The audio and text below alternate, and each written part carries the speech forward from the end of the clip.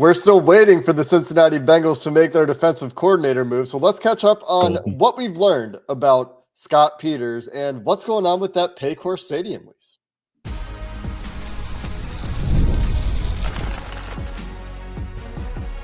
You are Locked On Bengals, your daily Cincinnati Bengals podcast. Part of the Locked On Podcast Network, your team every day. What up, Bengals fans? Welcome to another episode of the Locked On Bengals podcast. I'm your host, Jake Liscow. He's your host, James Rapien, and we are Locked On Bengals on the Locked On Podcast Network, covering your team every day on YouTube and everywhere you get your podcasts. If you want to join the everydayers out there and all those that make us their first listen, well, you can just hit that subscribe button and make sure you don't miss an episode. And if you've already done that, well, thank you for your support of the Locked On Bengals podcast, the best place to stay up to date on what's going on with the Bengals. And we've talked about Al Golden a ton. We're still waiting for the Bengals to make that move for the defensive coordinator position that is all but inevitable or just inevitable. Today, we're going to circle back to the offensive line coach hire, Scott Peters. I've learned a little bit more about him and what he's bringing to the table since we first talked about that hire. And there's been some movement, as it were, after emails leaked, what was that, last week, about the Paycor lease extension on an obstacle that seemed to exist between the team and the county. We'll discuss what's going on with that Paycor lease extension as well. Today's episode brought to you by PrizePicks, where you can use promo code LOCKEDONNFL to get $50 instantly when you play your first $5. And James, let's start by circling back to Scott Peters, who, with a little bit of time, we've had an opportunity to learn a little bit more about between interviews and more information coming to light. Yeah, I think the reaction has been quite interesting because you look at Peters and last year with New England, and I think there are a lot of people that are like, why wouldn't you have gotten insert whatever experienced guy, and they don't really know offensive line coaches' names, so they say it that way. And I think the more you hear about Scott Peters, the more that you like. At least that's where I'm at. And whether it's his ability or, and I don't even know if I want to go that far, the potential that, and it seems like what appears to be his ability to develop guys, his approach, the way he cut his teeth in the league, the way he became a coach, how he became a coach, everything in between. And Dan Horta interviewed Scott Peters on the Bengals Booth podcast, and it's just, it filled in some of those nooks and crannies that you had read about. And it's just like, yeah, this makes sense. I don't know if it's going to work, but if you tell me that it's a 7-year pro that was on a Super Bowl runner-up in the Arizona Cardinals in 2010 in his final year, a guy that, and man, oh man, should the Cardinals have won that game, a guy that not only learned jiu-jitsu, but became a world champion because he just stumbled into a jiu-jitsu gym during his NFL career while he was hurt and realized that the leverage and the hand-to-hand fight and all of those things can translate some, and it extended his career. Like it checks a lot of boxes. I don't know if he's going to be good, but much like the defensive coordinator search, you just kind of look at the logic. And obviously we've talked about the coaching ties and all of those things. The more I hear about Scott Peters, and I haven't talked to him yet, hope to soon. Scott, please come on the show. But it's the more I hear, the more I like, for sure. Yeah, and the path is very interesting. I think that is one of the more fascinating aspects of Scott Peters to me. And when you compare that path to the path of many offensive line coaches in the league, it further accentuates the differences in approach that you might expect to see from Scott Peters, especially when you listen to him talk on the Bengals Boot podcast with Dan Horta and describe how the run game coordination of this offense is not something that he will be responsible for, but it's something that the offensive staff will be doing together on the whole. And hopefully that collaborative approach leads to a better marriage between the run game and the pass game, which is something we've been talking about a lot, right? But from real quick, before we move past that is such a huge thing, because if he's going to be the right hire, the run game is going to get fixed. And look the way Zach Taylor, Dan, I almost said Dan Pitcher want it to look like. right? And so you're right. We've spent time on that, but I think that's a huge point, to your point, that it'll be a collaborative effort. And I wonder what those meetings, those game plan meetings, all of those things are going to look like. Yeah. And if that works out, then the hire is great on its face. But the difference in the background between Frank Pollock, offensive lineman to offensive line coach, and Scott Peters, offensive lineman to a mixed martial artist to individual offensive line training program development and curriculum to I'm going to consult with Bill Callahan to I'm going to be an assistant offensive line coach to Bill Callahan to now offensive line coach is a very different path. Not to say that Frank doesn't have technical training background at all. It seems like there's a big focus from a Peters perspective on the teaching of technique, providing tools for players to do their jobs. And Frank, if you listen to Joe Goodberry on his show this week, was when he came to Cincinnati from Dallas, seen as a guy who could get a unit to work together. It wasn't necessarily the technician that Scott Peters is, because they're coming from different backgrounds, right? You listen to Willie Anderson talk about this, same thing. You have offensive line coaches in the NFL that are like, you need to block this guy. And there's obviously some technique. Obviously, there's always going to be some. But there's this focus from NFL offensive line coaches, if you listen to Willie, and he would know, he's experienced it from both a training perspective and as a player, on your game planning responsibilities, your X's and O's responsibilities, your install responsibilities, and not such a focus on technique development. And Peters is coming from a totally different angle. And so if that's the approach here, you're going from traditional offensive line coach to a guy who has this focus on technique, has this focus on development, has this focus on player training, also has experience working on systems with Bill Callahan. And all of his NFL coaching experience comes under Bill Callahan, who has consistently throughout his career built great systems, great running games. You put all that together and you can see why this could make sense. And you can look at the Patriots' performance. You can look at the draft picks. We can ask, hopefully, how involved he was with the scouting process. He talked about with Dan Horde what he likes from a scouting perspective, and focused on intelligence and character and length and those traits. I found that interesting. But he's largely credited with the Wyatt Teller emergence in Cleveland. I think that's the big success story that people point to with Peters. And in New England, he simply had no good players. I mean, it was bereft of talent, if you ask NFL evaluators. And I asked an NFL source, and he kind of dismissed the New England criticisms. He said they had the worst offensive line talent in the league, described Peters as an expert pass pro technician, which is obviously something that fits with the Bengals. Well-versed in run scheme, will fit it to the personnel. Awesome guy that takes no crap, but players will enjoy his demeanor. And you listen to him talk with Dan Horde, that the way he talks about coaching offensive line, the last quote from the league source, that he's super detailed. You can hear that in the way that he talks about how he's going to coach. Yeah, I think there's a lot there.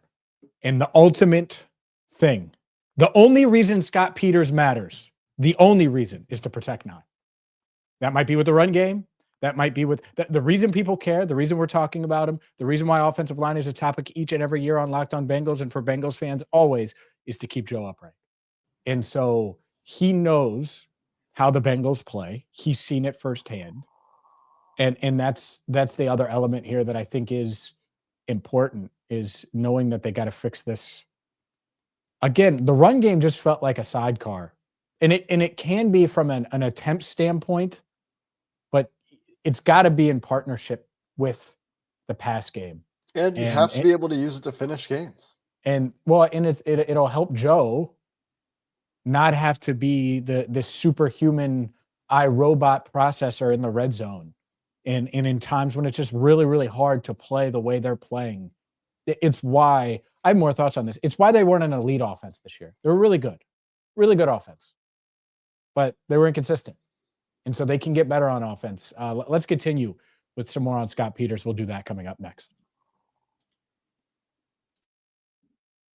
Therapy is a game changer. It can help manage stress, improve sleep, and communicate more effectively. But finding the right therapist and fitting sessions into a busy schedule, well, it can be a challenge.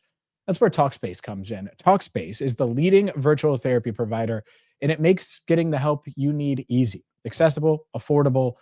With Talkspace, signing up is simple. You can match with a licensed therapist who fits your needs, usually within 48 hours, and it's convenient. You can have sessions from the comfort of your own home and even message your therapist between appointments. Plus, Talkspace is covered by many insurance plans, and the most insured members have a $0 copay. There's no reason why you shouldn't prioritize your mental health with Talkspace. And just for listening to Locked On Bengals, you'll get $80 off your first month with Talkspace when you go to Talkspace.com/LockedOnNFL and enter promo code SPACE80. That's it. That's all you have to do to match with a licensed therapist today. Talkspace.com/LockedOnNFL and use promo code SPACE80. Again, it's promo code SPACE80 at Talkspace.com/LockedOnNFL for $80 off your first month. You have more thoughts, James? Well, yeah, I think again, it's all about Joe, the idea of not taking taking anything off of his plate necessarily, but giving him a couple more tools in the tool belt to use. And if you had a run game that, to your point, could close games, if you had a run game that looked in run formations that looked identical to pass formations, and not that they didn't have that, but it's very clear that Frank Pollock's rushing attack versus what the Bengals did passing game, we all felt it. We felt it for years. And I don't put that all on Frank. I really don't. But it needs to be fixed. And so hopefully this is the way to fix that with a guy in Scott Peters who obviously knows what Zach Taylor wants. I'm sure he met with Dan Pitcher and knows what Dan wants. And so they need to be a partnership, which is why I think not giving him the run game coordinator title, who cares? That's fine. Because ultimately they need to be in complete lockstep every Sunday, Monday, Thursday, or Saturday, I guess, because they'll probably have a Saturday game too. And Orlando Brown, I think, credited Peters with some. He was brought in as a consultant in Oklahoma. At Oklahoma, when Orlando Brown was at Oklahoma, Orlando Brown talked about that being some of his first exposure to independent hands, which if you've ever listened to Willie Anderson talk about offensive line, you've heard him talk about the importance of independent hand usage in the modern NFL, the way pass rush moves have evolved and how two-hand punching is so antiquated. And I even pointed it out during the national championship game on a Jack Sawyer pressure where it's a two-hand punch and he just knocks it down and runs around the edge of the offensive lineman. Two-hand punching, not necessarily the best way to go about blocking Myles Garrett in the modern NFL. So interesting that Orlando Brown pointed out that connection with Peters going back to his Oklahoma days, and bringing those modernized approaches hopefully leads to players that have better tools in the bag on the offensive line to be more effective in everything they're doing. And if the detailed approach that he's talking about, like, here's what we need you to do on this play, here's some tools that we think will give you the ability to do that, instead of just go block this guy, and here's some of the tools that we've taught you that you can use. And I'm not saying that Frank didn't do this, but just hearing Peters talk about it, it sounds like a good approach. It makes sense, right? And in terms of taking the offense to the next level that you were starting to talk about, James, being able to be confident in, I'm going to change this play to a run on 3rd and goal from the 3, and we're going to be able to execute that play and score a touchdown there. Yep.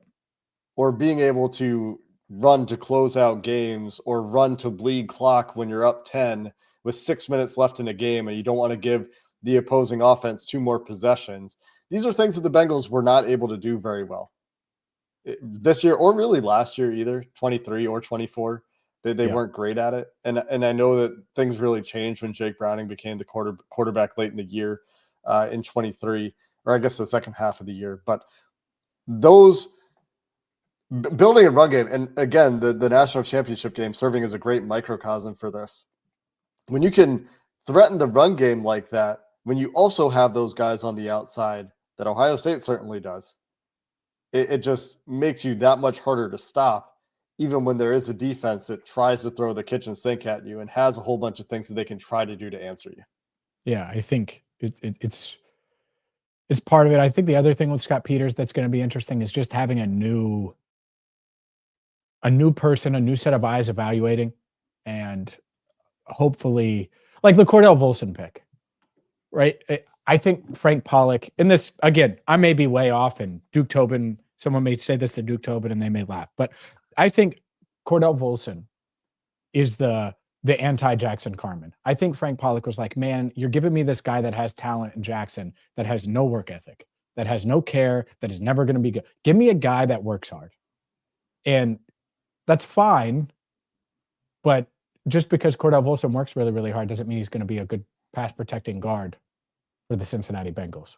And so you need to find the happy medium here where you have all the attitude that you need and the right mindset and all of those things, but you can also not get run over right away where Joe Burrow has to move.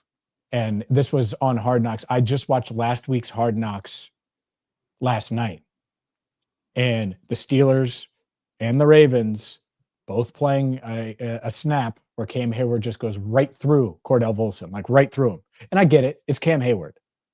But that can't happen. That's not what's supposed to happen. You're not supposed to be a bowling pin. And I like Cordell, but I do think that the evaluation standpoint here, the development standpoint, you mentioned Wyatt Teller, like that's huge as they go into free agency where they clearly need to upgrade the interior of the offensive line. As they go into the draft, they'll take hopefully at least one offensive lineman.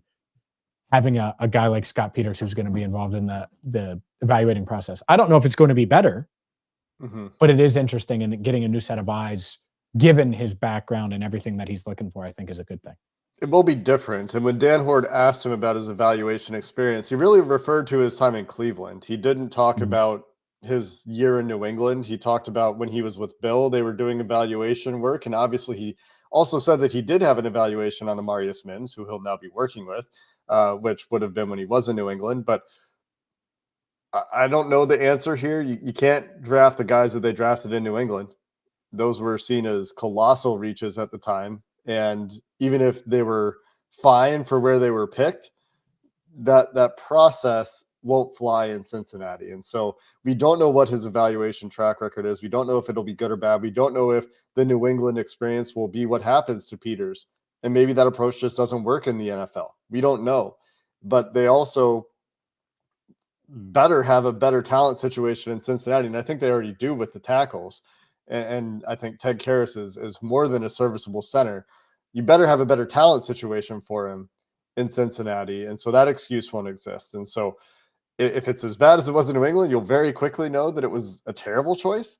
But there are a lot of things about this hire that I think are interesting from a background perspective, from the skill set that Scott Peters brings to the table that makes me optimistic. And the last thing I wanted to talk about here, James, despite all the negative stuff that went on in New England, I was listening to Nate Tice briefly before we started recording this podcast on his Football 301 Yahoo Sports podcast, talking about some of the assistant hires he likes to hire, and mentioned specifically something that I think would put to bed some of the concerns, or at least mitigate some of the concerns about, it's another Callahan guy. It's just a wide zone guy. And Nate said specifically that he thinks that the run game stuff that they're doing in New England will match pretty well with the kind of run game stuff that will work in the Joe Burrow offense in Cincinnati from a frequency of use perspective, from the kinds of runs that he saw from New England this year versus what you're getting with a potential Joe Burrow shotgun heavy offense, the way that we've seen this offense be run lately with Joe Burrow. So that's another piece of information just from an external perspective. Nate also did like the hire where perhaps the concern that it's another wide zone coach that doesn't fit in with Joe Burrow isn't necessarily going to be the case. But again, we won't know for some time now how this hire actually works out. No, it's going to take time, but Zach doesn't make this hire if he doesn't think it'll fit. I promise you. and so we'll see if it fits. We'll see if it's right. Obviously, we've talked about the pressure that's on Zach Taylor, the pressure that's on this team and organization. They have a lot to get right this offseason. Third time's a charm on the offensive line coach, right? Well, I still think Frank was a success, but People will dismiss that all you want, but look, they gave him Jackson Carman. You know, it's one of those things. They got to the Super Bowl with Deontay Smith and who was it? Isaiah Prince started that Super Bowl. You know, it's one of those things where it's tough. But to your point, they need more success. It needs to be better than it ever was with Frank, than it certainly was with Jim Turner, who was awful and almost got Zach Taylor fired. He was so awful. So we'll see. But we have a stadium to talk about. We will discuss the Paycor Stadium lease and the latest between the Bengals and Hamilton County coming up next. Today's show is brought to you by FanDuel. FanDuel is America's #1 sports book. FanDuel is the place you need to go for Championship Sunday. Maybe you think Patrick Mahomes and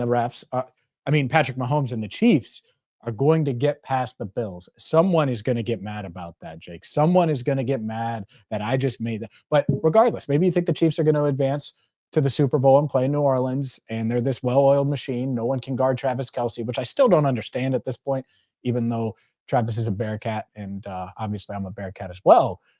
But whether it's the Chiefs, whether it's the Bills, you can wager on that game. You can wager on both games on Championship Sunday. Maybe you think Saquon Barkley is going to run wild and lead the Eagles to the Super Bowl, or that Jaden Daniels is just going to keep on rolling. Regardless, same game parlays, live bets, other parlays, prop bets, all in one spot with FanDuel. And right now, you'll get $300 in bonus bets if your first $5 bet wins with FanDuel. All you have to do is go to FanDuel.com, join today, and get started with $300 in bonus bets when you win that first $5 bet. That's FanDuel.com. Make this playoff season unforgettable with FanDuel and FanDuel.com. Been a lot of news around the Paycor lease extension in the last week or so, James. We have had plenty to talk about from a football perspective. So just catching up a little bit here. I think it was late last week. It was late last week because it was before I did a live stream on Friday night. There were emails leaked between Troy Blackburn and the county where they were very much not on the same page. And they're accusing each other of being in default of terms of the lease agreement between the county and the team for Paycor Stadium. The big contention from the Bengals, or one of the big contentions for the Bengals, was around the Hilltop concrete plant that we and everyone who has visited the Cincinnati Bengals training camp practices in the summer has seen in the background, or has seen on the riverfront right by where the Bengals practice, has been, I think, talked about on the Pat McAfee show, is infamous at this point, for sure. Some progress made there, but it was very, very bad, judging from emails before the season started in July last year. It seemed like, judging from an email from the county side, things had improved. Talks had improved recently in January, though it still was a little bit prickly in communication, at least in email form. Some progress potentially this week with reports that the Hilltop concrete facility will finally be moving, and that's expected to be done by this summer. It's about time. It is about time. This summer, by the way. Jeez, oh Pete, can you get out of there before camp? I think that's the goal. I think that's the goal, judging from the article that I read. Yeah, yeah, it needs to happen. It's one of those things where, like, even if the Bengals weren't there, guess what? Something should be there that isn't a concrete plant. And so, yeah, that part would be nice. I think that's one. Two, it's nice to see that the Bengals and the county can still work together. I think this is going to get contentious and annoying, to be quite honest, with the political crap that goes on between both sides as they try to reach a long-term lease agreement with the stadium. And there are options built in. Like, everyone's going to say 2026, but there's 2-year extensions or options, whatever you want to say, that will likely be activated if they need to or exercised. But it would be nice to get it done. The other thing is I did think that that's where the indoor facility would go. And maybe this is part of that posturing, is like, oh, well, we'll just put this there. And okay, well, where does the indoor, because they should have a permanent indoor facility, and maybe they're just going to keep it where it is. I think it's fine, but it's a couple blocks away. Also fine, but you have the buses and stuff. People don't really see that. Most fans aren't down there watching that. So we'll see if that's the case. But regardless, the Hilltop part of it, as a Hamilton County resident, I'm excited about it. And it's nothing really against Hilltop. You just shouldn't be on the riverfront. It's the most ridiculous thing ever. I hadn't thought about the indoor. I thought the indoor would always go angle. there. Yeah. My initial thought is part of Hamilton County's complaint with the Bengals is that the Bengals did not provide their master plan for all the renovations they want to do on time. That was part of Hamilton County's complaint. That master plan would be required from their perspective to commit money, to go through a bidding process, and to show that there was, a commitment to justify a certain term of lease extension. And you can go read all the emails. It's a lot of posturing. It's a lot of no, it's your fault. No, it's your fault. Email back and forth, and obviously trying to maintain leverage on one another as the team thinks that Hamilton County isn't doing enough to maintain the stadium as the lease agreement requires, and certainly did not take care of the concrete plant on time. That was supposed to have been done no later than the first preseason game in 2020. And we're now talking about it getting done hopefully before training camp in 2025. There was a bunch of money involved with the acquisition of that land by the county, where the Bengals gave up money that they were owed, which apparently is about $30 million, and did this as a concession.